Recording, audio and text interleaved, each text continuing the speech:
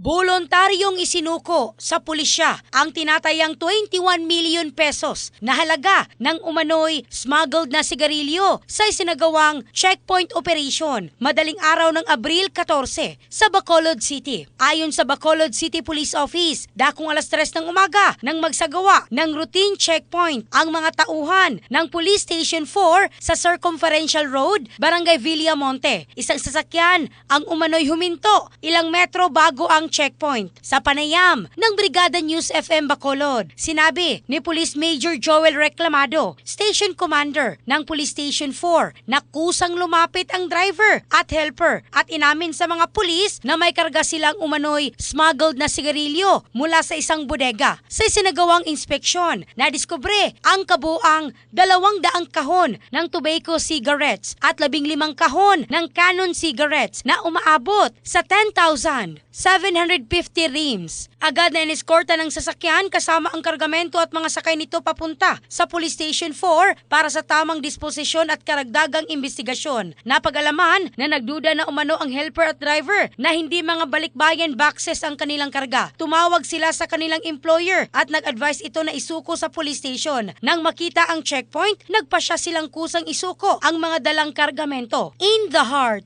of changing lives. Ako, si Michelle Craste ng Brigada News Philippines, the Music and News Authority.